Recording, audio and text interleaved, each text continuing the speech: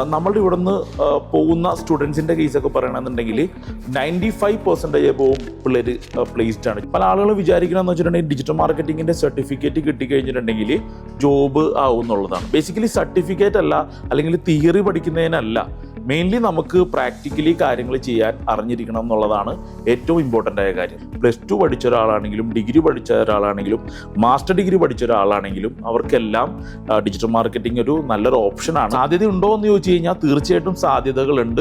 AI ഉപയോഗിച്ചുകൊണ്ട് നമുക്ക് നമ്മളുടെ ആടുകളാണെങ്കിലും മറ്റു ആക്ടിവിറ്റി ആണെങ്കിലും കുറച്ചും കൂടി പ്രൊഡക്റ്റീവായിട്ട് ടൈം സേവിംഗ് ആയിട്ട് വർക്കൗട്ട് ചെയ്യാൻ പറ്റും. ഓർഗാനിക് മാർക്കറ്റിംഗ് എന്ന് വെച്ചിട്ടുണ്ടെങ്കിൽ ഒരു ലോങ് റണ്ണിലേക്കാണ് എന്നുണ്ടെന്നുണ്ടെങ്കിൽ ഓർഗാനിക് മാർക്കറ്റിംഗ് ആണ് ഏറ്റവും നല്ലൊരു ഓപ്ഷൻ എന്ന് പറയുന്നത്.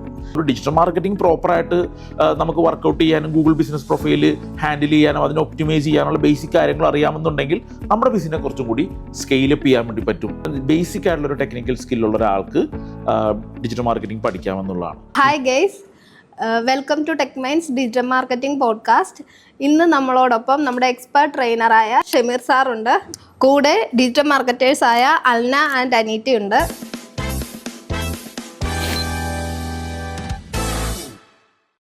ഒത്തിരി പേരുടെ ഡൗട്ടാണ്, +2 കഴിഞ്ഞവർക്ക് ഡിജിറ്റൽ മാർക്കറ്റിംഗ് ചെയ്യാൻ പറ്റുമോ, അവർക്ക് ജോലി സാധ്യത ഉണ്ടാവോ? അനീറ്റ ഇവിടെ ചോദിച്ച ചോദ്യം എന്താണെന്ന് വെച്ചിട്ടുണ്ടെങ്കിൽ +2 കഴിഞ്ഞ ആളുകൾക്ക് ഡിജിറ്റൽ മാർക്കറ്റിംഗ് ഒരു ഓപ്പർച്യൂണിറ്റി ആണോ എന്നുള്ളതാണ്.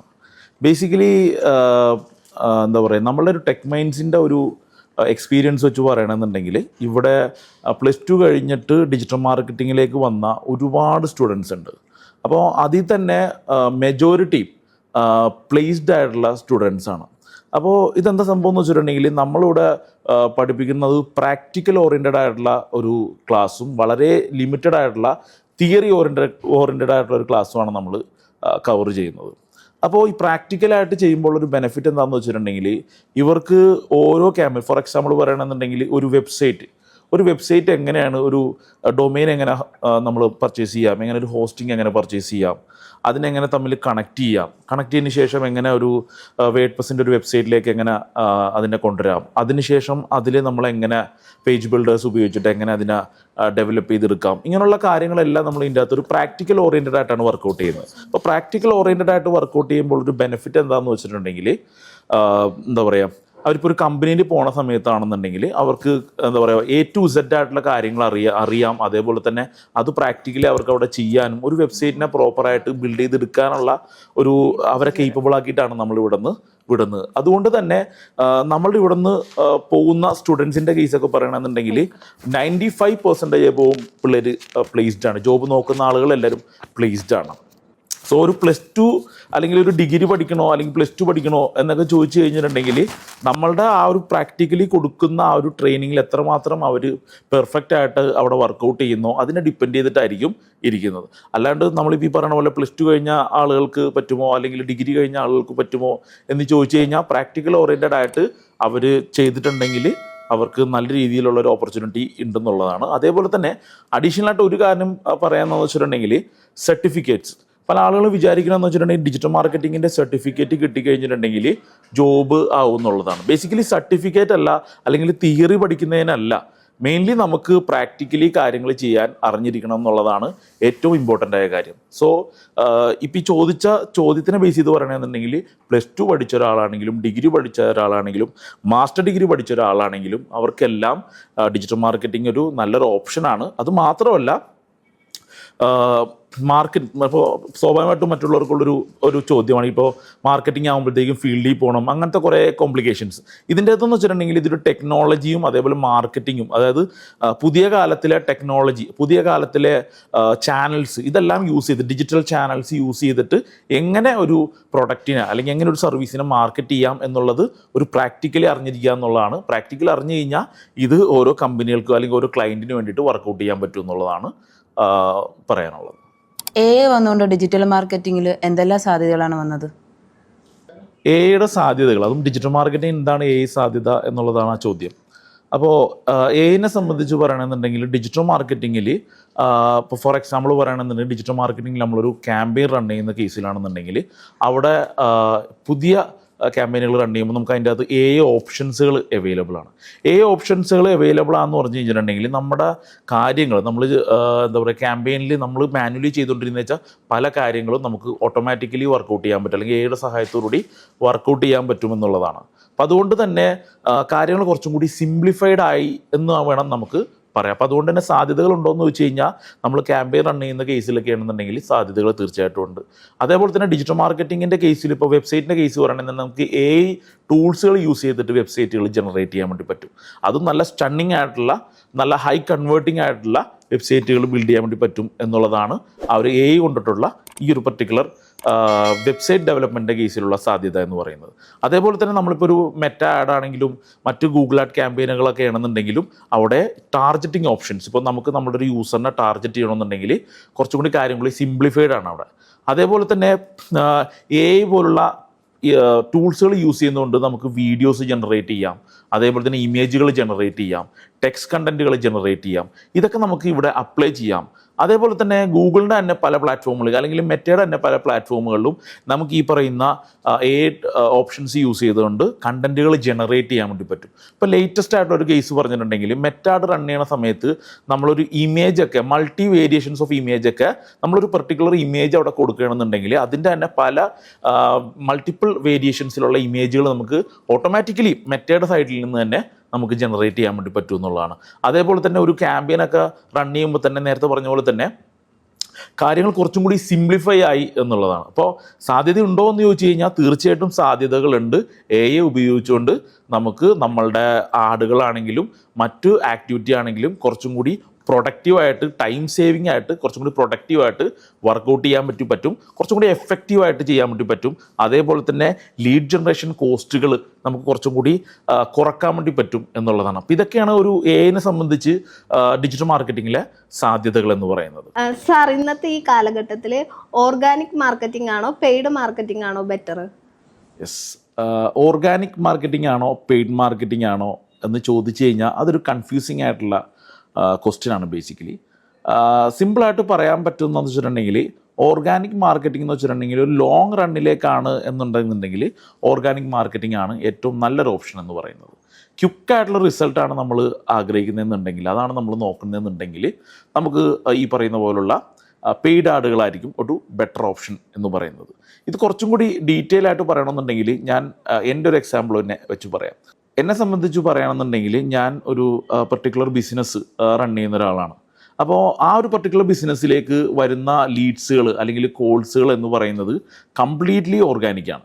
നമ്മളുടെ വെബ്സൈറ്റിൽ നിന്ന് ഗൂഗിളിൽ റാങ്ക് ചെയ്ത് കിടക്കുന്ന റിസൾട്ടുകൾ നോക്കി അവിടെ നിന്ന് നമ്മളുടെ വെബ്സൈറ്റിൽ കയറി ആ വെബ്സൈറ്റിൽ നിന്ന് നമ്മളുടെ ഡീറ്റെയിൽസ് എടുത്ത് നമ്മളുടെ കോൾ ബട്ടണിൽ ക്ലിക്ക് ചെയ്ത് എനിക്ക് വരുന്ന കോളുകളാണ്. ഇത് ബേസിക്കലി ഒരു ഓർഗാനിക് ആയിട്ടാണ് നമുക്ക് കൺസിഡർ ചെയ്യാൻ വേണ്ടി പറ്റുന്നത്.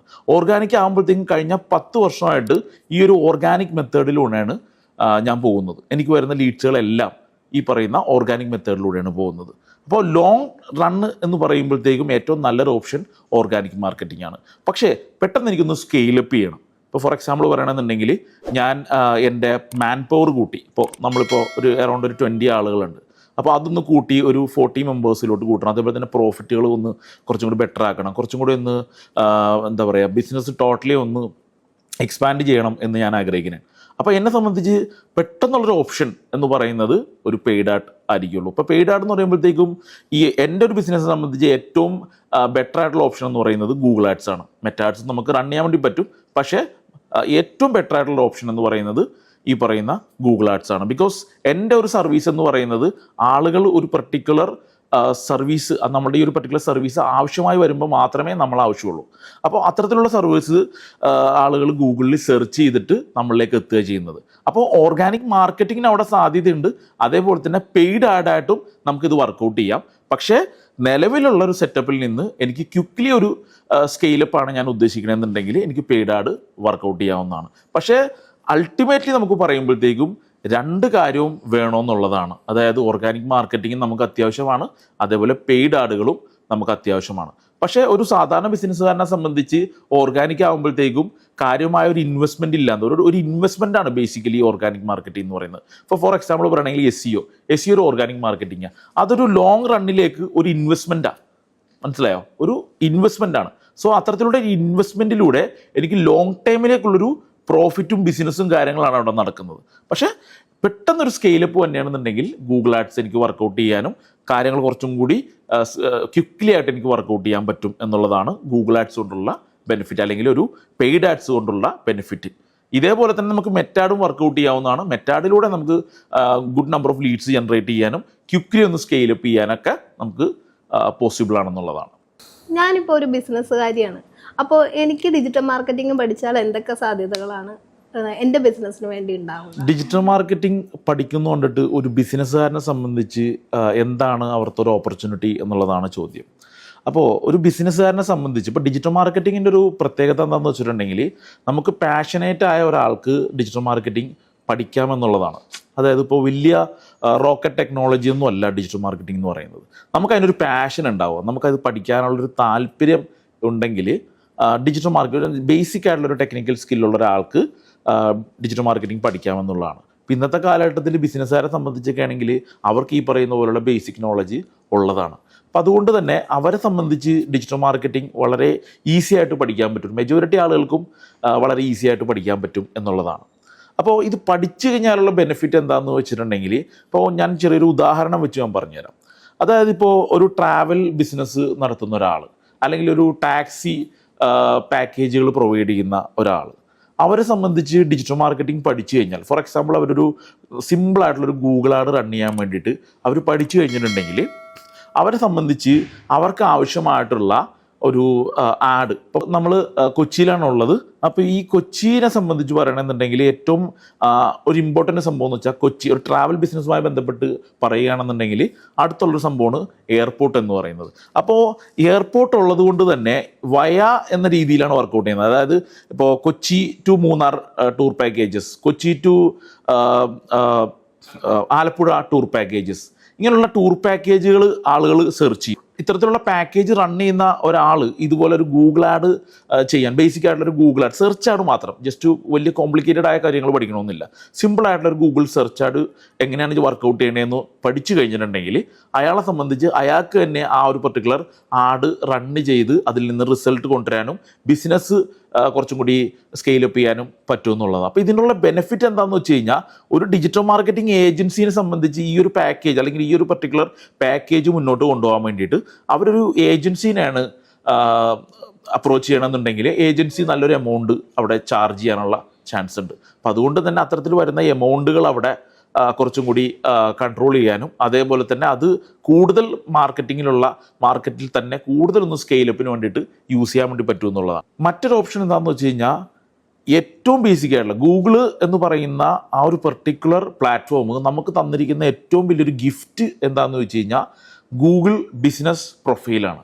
ഈ ഗൂഗിൾ ബിസിനസ് പ്രൊഫൈൽ എന്ന് പറഞ്ഞാൽ ഗൂഗിൾ നമുക്ക് തരുന്ന ഒരു ഫ്രീ ആയിട്ട് തരുന്ന, നമുക്ക് ഒരു പർട്ടിക്കുലർ ഫിസിക്കൽ ലൊക്കേഷൻ വേണം, അതേപോലെ തന്നെ നമ്മളുടെ ആ ഒരു ഫിസിക്കൽ ലൊക്കേഷനുമായി ബന്ധപ്പെട്ടിട്ടുള്ള ബേസിക് ഇൻഫർമേഷൻസും കാര്യങ്ങളൊക്കെ നമുക്ക് കൊടുക്കാൻ പറ്റുമെന്നുണ്ടെങ്കിൽ ഏതൊരാൾക്കും, ഇപ്പോൾ ഫോർ എക്സാമ്പിൾ ഇപ്പോൾ ഈ പറഞ്ഞ പോലെ ഒരു ടാക്സി പാക്കേജുകൾ അല്ലെങ്കിൽ ടൂർ പാക്കേജുകൾ റൺ ചെയ്യുന്ന ചെറിയൊരു കമ്പനീനെ സംബന്ധിച്ച് അവർക്ക് ഈ പറയുന്ന പോലെ ഒരു ഗൂഗിൾ ബിസിനസ് പ്രൊഫൈൽ സെറ്റപ്പ് ചെയ്യാനും അതിനെ ഇപ്പോൾ ഫോർ എക്സാമ്പിൾ ഡിജിറ്റൽ മാർക്കറ്റിംഗ് പഠിച്ചു കഴിഞ്ഞാൽ അതിനെ കുറച്ചും കൂടി നല്ല രീതിയിൽ ഒപ്റ്റിമൈസ് ചെയ്ത് കൂടുതൽ ആളുകളിലേക്ക് എത്തിക്കാനും, അല്ലെങ്കിൽ ഈ ഒരു പർട്ടിക്കുലർ പാക്കേജുകൾ റൺ ചെയ്യുന്ന, ഫോർ എക്സാമ്പിൾ പറയുകയാണെന്നുണ്ടെങ്കിൽ കൊച്ചിയിലൊരാൾ ടാക്സി പാക്കേജസ് അല്ലെങ്കിൽ കാർ ടാക്സി എന്നൊക്കെ പറഞ്ഞ് സെർച്ച് ചെയ്യുന്ന സമയത്ത് ഈ പറയുന്ന പോലുള്ള ഗൂഗിൾ ബിസിനസ് പ്രൊഫൈലിനെ ലോക്കലി ഒപ്റ്റിമൈസ് ചെയ്യാനും ആ ഒരു പെർട്ടിക്കുലർ സർവീസ് അവർക്ക് ഇപ്പോൾ ഒരു കസ്റ്റമർ സെർച്ച് ചെയ്യുന്ന സമയത്ത് അവർക്ക് വളരെ അടുത്തുള്ള ഒരു ലൊക്കേഷൻ, ഇപ്പോൾ കാരണം ഗൂഗിൾ ബിസിനസ് പ്രൊഫൈൽ എന്ന് പറയുന്നത്